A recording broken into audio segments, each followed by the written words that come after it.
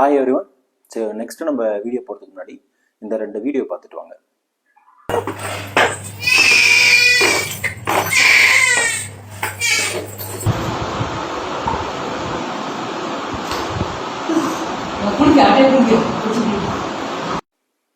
இப்போ நம்ம இந்த 2 வீடியோ பார்த்துருப்போம். ஸோ மோஸ்ட்லி இன்னமும் நம்ம ஊர் சைடில் வந்து இதை நம்ம ப்ராக்டிஸ் பண்ணிட்டு இருக்கோம். இது காமனாக நம்ம சொல்றது பார்த்தீங்கன்னா உரம் எடுக்கிறது.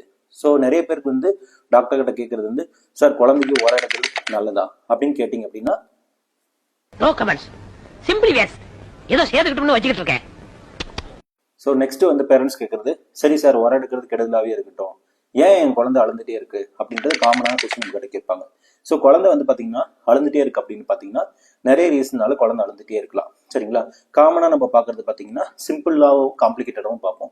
சிம்பிள் நம்ம எடுத்துக்கினா குழந்தைங்களுக்கு வந்து ஒரு டைம் வந்து சளி பிடிக்கும் போது பார்த்தீங்கன்னா காதுல வந்து பார்த்தீங்கன்னா நீர் சேர்ந்து இதனால வந்து குழந்தை வந்து அழுந்துட்டே இருக்கும். இதனாலதான் நீங்க காது பகுதியை தொடும் போது பாத்தீங்கன்னா குழந்தை ரொம்ப வீறுன்னு அழுந்துட்டு இருக்கலாம். நெக்ஸ்ட் வந்து பாத்தீங்கன்னா சளி பிடிக்கும் போது பாத்தீங்கன்னா நோஸ் வந்து பிளாக் ஆகலாம். இந்த நோஸ் பிளாக் ஆகுறதுனால பாத்தீங்கன்னா குழந்தைங்க மூச்சு விடுறது சிரமமா இருக்கிறதுனால அழுந்துட்டே இருக்கலாம். நெக்ஸ்ட் வந்து காமனா பாத்தீங்கன்னா அப்படின்னா ஒரு சளி பிடிக்கிறதுனால குழந்தைக்கு மூச்சு திணறல் ஏற்பட்டதுனால ஆக்சிஜன் லெவல் ரொம்ப கம்மியாகிறதுனால குழந்தை இரிட்டபிளா அழுந்துட்டே இருக்கலாம். நெக்ஸ்ட் பாத்தீங்கன்னா வந்து குழந்தைங்களுக்கு வந்து வயிற்றுல ஏற்படக்கூடிய காமனா பாத்தீங்கன்னா GERD, அதாவது வாமிட் வந்து வராம ரிஃப்ளெக்ஸ் மட்டும் வந்துட்டே இருக்கு. இதனால வந்து பாத்தீங்கன்னா அந்த குழந்தைக்கு உணவு குழாயில் வந்து பாத்தீங்கன்னா ஒரு எரிச்சல் மாதிரி இருக்கு அப்படின்னா இதனாலையும் குழந்தை வந்து இரிட்டபிளா அழுந்துட்டே இருக்கலாம். நெக்ஸ்ட் வந்து பாத்தீங்கன்னா காமனா இன்ஃபேன்ட் கோலிக்ன்றது வந்து குழந்தைங்க வந்து காரணமே இல்லாம ஒரு மைனர் ஒரு ப்ராப்ளத்துக்காக வந்து குழந்தை அழுந்துட்டே இருக்கலாம்.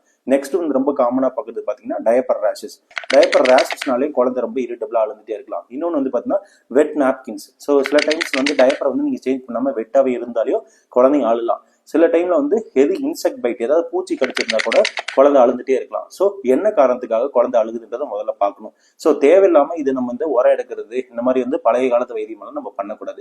ஏன் பண்ணக்கூடாதுன்னு நம்ம பார்த்தோம்னா இந்த மாதிரி உருட்டுறதுனால வந்து குழந்தைங்களுக்கு வந்து மூளையில வந்து ரத்த கசிவு ஏற்படலாம். குடல் வந்து பார்த்தீங்கன்னா ஒன்னோடு ஒன்று சுத்தி சர்ஜிக்கல் எமர்ஜென்சியா கூட போகலாம். ஸோ தயவு செஞ்சு இந்த மாதிரி ப்ராக்டிஸை வந்து யாரும் பண்ணாதீங்க. தேங்க்யூ.